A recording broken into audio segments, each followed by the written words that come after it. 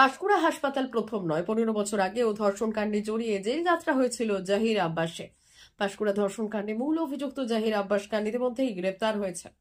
নির্যাতিতা স্বাস্থ্যকর্মীর বয়ানের ভিত্তিতে পাঁশকুড়া থানার পুলিশ তাকে গ্রেপ্তার করেছে। তারপরে উঠে আসে আরো মারাত্মক অভিযোগ। এই হাসপাতালে এক নয় একাধিক স্বাস্থ্যকর্মীকে ধর্ষণ করেছিল অভিযুক্ত। তবে সবকিছু ছাপিয়ে এখন যে অভিযোগ তা আরো মারাত্মক। প্রায় 15 বছর আগেও নাকি ধর্ষণকাণ্ডে জড়িয়ে জেল খেটেছেন অভিযুক্ত জাহির আব্বাস খান। সেবার তার কুকর্মের বলি হয় 14 বছরের এক নাবালিকা। সেই নাবালিকার সঙ্গে কুকর্মের পর তাকে গর্ভনিরোধক ওষুধ খাওয়ান জাহির। শেষে ওই নাবালিকার পেট যন্ত্রণা শুরু হতে তমলুক হাসপাতালে নিয়ে গেলে জানা যায় ওই নাবালিকা গর্ভপাত করেছেন। পুরো ঘটনা পুলিশকে জানিয়ে অভিযোগ করেন ওই নাবালিকার মা। সেই ভিত্তিতেই 15 বছর আগে গ্রেপ্তার হন জাহির। 22 দিনের জেল হয় তার। ক্রিমিনাল রেকর্ড থাকা সত্ত্বেও কিভাবে একটি সরকারি হাসপাতালে ফ্যাসিলিটি ম্যানেজার পদে তিনি এত বছর কাজ করছিলেন সেই নিয়ে প্রশ্ন তুলেছে রাজ্যের বিরোধী দলগুলি। ওই তো ঘটনা ঘটছিল, স্কুল যেত মেয়েটা গোপালনগরের। একদিন হঠাৎ দেখি আমার ঘরে বসে আছে। আমি বলি ওই জব্বার ছেলেটার নামটাই ভুলে যায়, জাহির আব্বাস। তো আমাকে বলতেছে তোমার ছেলে একটা লোটা করবে, ভরে না করবে, ওর জন্য এসছে। আমি বলি আমার ছেলে রোজ খায়, রোজ খাটে, কি ভরে না করবে, আমার ছেলে এইসব করবে নি, তুই চলে যা। কিছুক্ষণ পর উঠে চলে এলো। আসার পর কিছুদিন পর দেখি না মেয়ের পেটে যন্ত্রণা হচ্ছে। আমি তোর পেটে যন্ত্রণা হচ্ছে কেন বলো, আমাকে ওষুধ খাওয়াচ্ছে। কি ওষুধ খাওয়াইছে? তারপর বলতেছে এই জ্বরের। আমি বলি জ্বরের পরে তো এরকম তো যন্ত্রণা হবে নি। হঠাৎ দেখি ব্লাড যেতে লাগলো।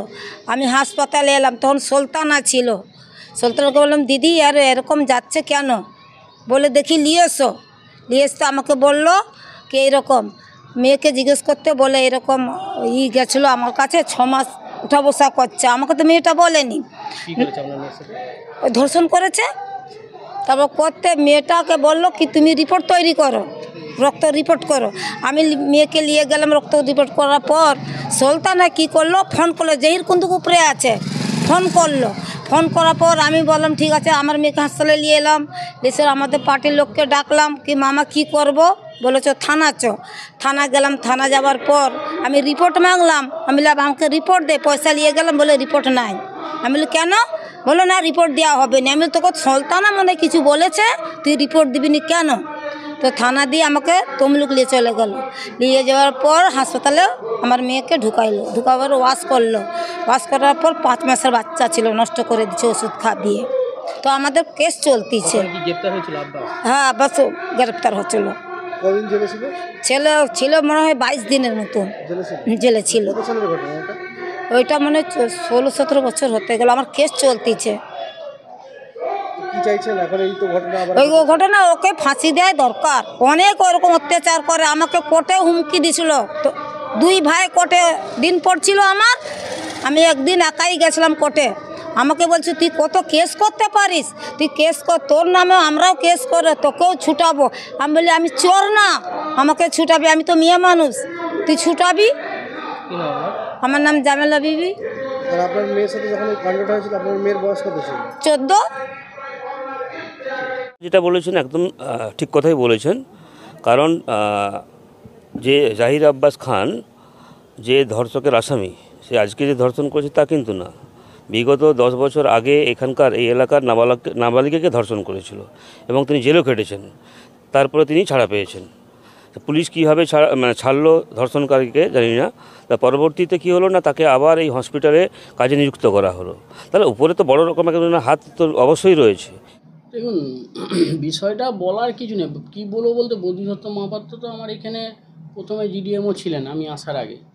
এবার আমি যখন আসলাম তখন উনি তো বিএমওইচ হয়ে গেলেন এবং উনি ওনার বিএমওইচ সামলাতেন, আমি এখানে সুপার সামলাতাম।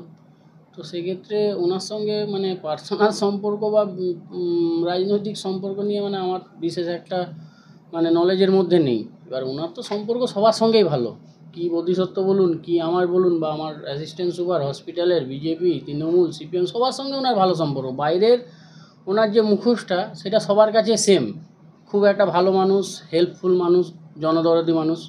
কিন্তু এই ভেতরের যে ওনার প্রতিভা, এই কুকর্ম, এই একটা ক্রিমিনাল, এই একটা জল্লাদ, সেটা আজ উঠে আসলো এদের সহায়তাতেই বলবো, কারণ এটা তো কোনোদিনই আসতো না। এরা যদি এইভাবে আমাদেরকে না চোখ খুলে দিত বা জানাতো, আমরা তো কোনোদিনই জানতাম না। আমাদের কাছে ওই ভালো মুখোশটাই থাকতো।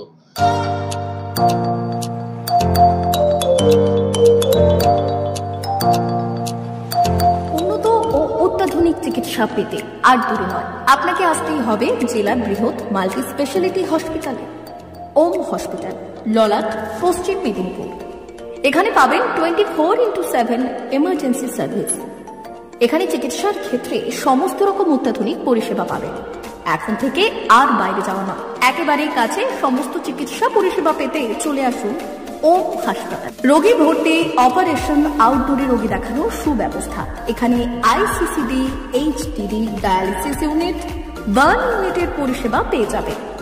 এছাড়াও general surgery, gastro surgery, onco surgery, orthopaedic, spine surgery প্রভৃতির ব্যবস্থা পেয়ে যাবে। কলকাতা, কটক, ভুবনেশ্বর এলাকার প্রখ্যাত চিকিৎসক ও সার্জেনরা এখানে রোগী দেখছেন।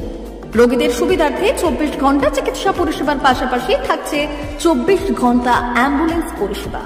উন্নত মানের যন্ত্র দিয়ে আল্ট্রাসোনোগ্রাফি, এক্স-রে ও রক্ত পরীক্ষার ব্যবস্থা রয়েছে। একই ছাদের তলায় সমস্ত রকম পরিষেবা পেতে চলে আসুন ওম হাসপাতালে। একটি বেসরকারি উন্নত মানের হাসপাতাল। প্রতিদিন থাকছেন অভিজ্ঞ চিকিৎসকেরা। চিকিৎসা করছেন doctor Ankit Agarwal, MBBS, MS, MCH, doctor Jagmohan Mishra, MBBS, MS, MCH, doctor SR Panda, MBBS, MS, ortho, doctor Adnan Rehan Khan, MBBS, MS, ortho, doctor Prasad Mondal, MBBS, MS, gynae, doctor Abhijit Sarkar, MBBS, MD, doctor S Tamili, MBBS, doctor Pathik সিট, MS, DNB, general surgeon, doctor Miraj Ali Khan, MBBS, DNB, general surgeon. অল্প খরচে সুচিকিৎসা পেতে চলে আসুন ওম হাসপাতালে। একেবারেই আপনার হাতের কাছে উন্নত মানের চিকিৎসা। এখানে স্বাস্থ্যসাথী কার্ডের সুবিধা রয়েছে। ললাট, পশ্চিম মেদিনীপুর। যোগাযোগ নম্বর 9333309195 অথবা 70